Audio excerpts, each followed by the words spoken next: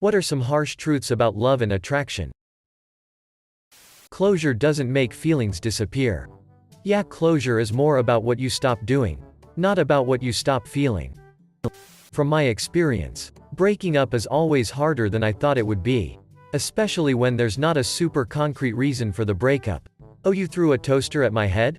Easy breakup. You're slowly ripping my soul out and you're incredibly boring to be around and I have a mild panic attack every time I see I got a text from you. Hard breakup. Love doesn't mean that you will always agree with each other and will never have an argument. And an argument does not mean it's a bad relationship. It depends on how they react to the argument. Do they talk through it calmly and try to find a solution? Or do that yell at each other until one of them leaves? From 500 Days of Summer, greater than just because she likes the same bizarro crap you do doesn't mean she's your soulmate. Same interests does not equal compatibility.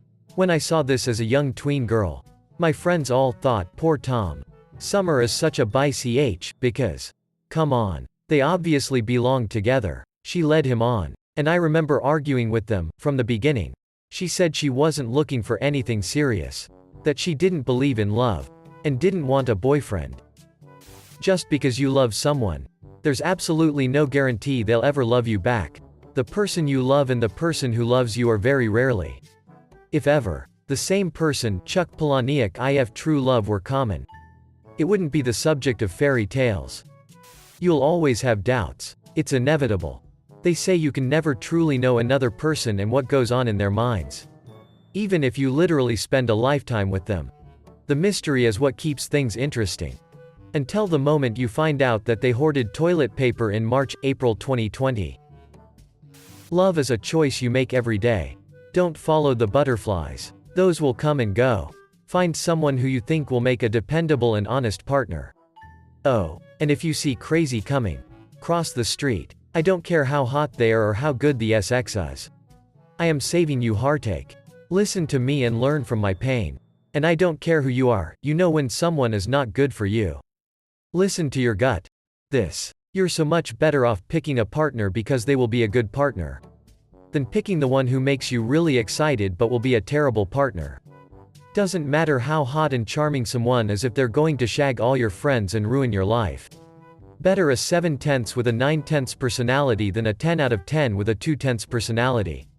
It sounds really cynical and cold. But people should really start making calculated decisions rather than emotional ones when it comes to partners. It's easier to love someone who's good to you than a charmer who treats you like shit. There is no perfect person for you. There is only someone who you can handle the flaws they have. Thank gods there's not a perfect person out there for me. I'd never find them with all the billions of people in the world. Better to be able to find someone whose flaws you love as much as the rest of them and enjoy the ride together. Amen, dude. That's exactly what I think. Imagine how anxious and disappointing would be life if we literally had a perfect and flawless person waiting for us somewhere. No matter how intelligent or rational you are usually, it all goes out the window once you are attracted enough to someone. You will behave in irrational and downright stupid ways. Do things you can't explain. And afterwards wonder what the hell you were thinking. I offered to do my crush's homework at work and questioned myself right there and then like WTF. I wrote my crush's application to get into the best university in the country. Don't know her now. Your partner isn't obligated to find you SXY by default just because you are with them. You could become a lazy fat slob. Smelly, change your hairstyle, anything, they could still love you. But be turned off physically by you. Yep. Loving you is not the same as wanting you. Sometimes even the kind of love that shakes you to the core. That becomes a part of who you are. Still can't break the chains of circumstance. Requited yet unobtainable love is a potent flavor of heartbreak. Your partner is going to be attracted to other people, but as long as she respects you. You don't have to feel intimidated by this. Had a girl break up with me because I'm bi and was worried I was checking out guys and it made her uncomfortable. She was looking at girls constantly telling me how hot they were and I'd just agree, lol.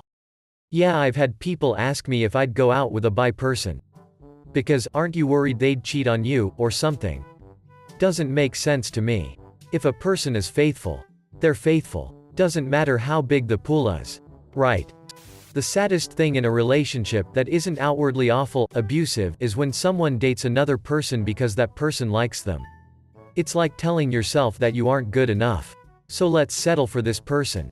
I've seen a lot of ruined friendships because one person mistook the attraction of being loved with actually being in love. I mean, I did this with my ex. I gave her a chance and ended up falling in love. In the end, there were some incompatibilities that we couldn't work through and broke up, but we had a 2-way relationship and most of it I was in love and was nice. I mean, what is good enough? Just go to a couple of dates and see how you feel. I think maybe what you wanted to say is don't date someone out of pity. For a lot of people, love isn't enough and attraction is necessary. Most of the time, physical attractiveness is a prerequisite of romantic love. Despite the personality is more important than looks tropes. Personality is necessary for a relationship to last 20 years. Attraction is necessary for it to last 6 months. Your personality keeps your partner, but your looks start the relationship in 90% of the cases.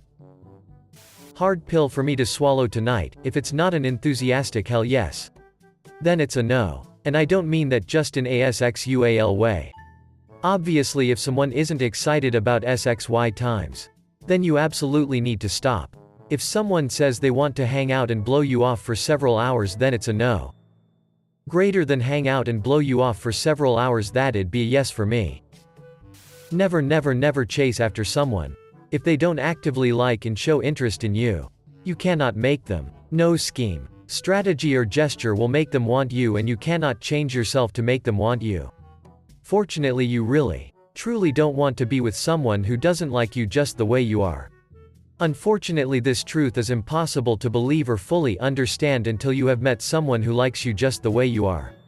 And that's how dating apps, expensive clothing brands, diet companies, and beauty supply stores stay in business. Sometimes love isn't enough, said one of my exes to me when she couldn't handle the addiction and varying bipolar episodes anymore. And it wasn't. I'm glad she got out. I was too much to handle before I got treatment. This whole true love myth really encourages abusive relationships and pushes people to stay in harmful situations. It takes a lot of maturity to forgive people for leaving us. I thought I needed my ex to be there to help me, when I really needed to learn to be independent. 1. You are usually attracted by someone different from you. That feels new and exotic. But it's usually easier to respect and thus love someone who is more akin to you. 2. Attraction comes and goes. But routine is the enemy number 1. In long-term relationships and in marriage, you need to actively swim against the current of routine. You will only bring yourself to do it if you love your partner and yourself. Because it's a constant struggle. You'll probably not find that 10 out of 10 significant other. I could make a whole list for a perfect girl, but realistically, she's maybe not out there. You don't know if she wants to be with you for the rest of your life. That's the scariest thing to me about love. Greater than you'll probably not find that 10 out of 10 significant other. I am married to a 10 out of 10. But it's a 10 out of 10 on my scale. Your scale may put her as a 6 or a 7. But on mine she's a perfect 10. The world don't move to the beat of just one drum. What might be right for you may not be right for some. Love may well be the port you're trying to dock in. But attraction is more likely to be a siren song than a lighthouse.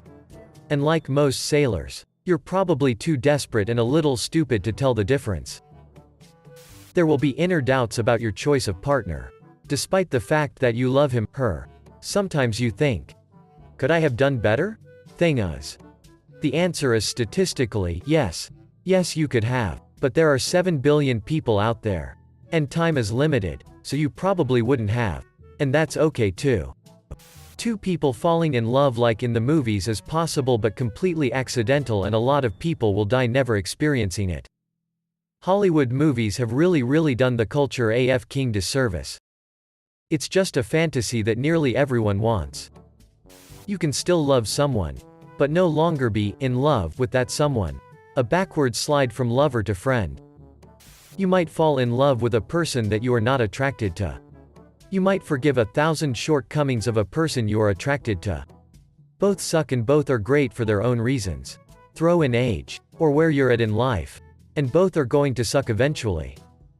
There is always one partner that loves more, but it doesn't always have to be the same one. This is true. Love isn't linear. It has peaks and valleys. So the more in love partner could switch back and forth over the trajectory of the relationship.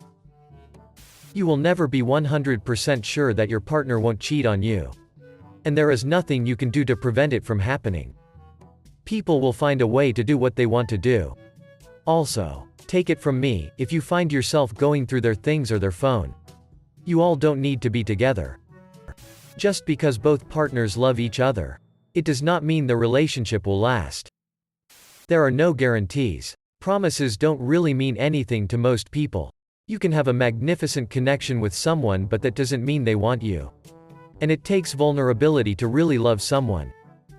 No matter how much you love someone, how much you have in common, no matter how perfect you think you are for each other, none of that matters if they don't feel the same way.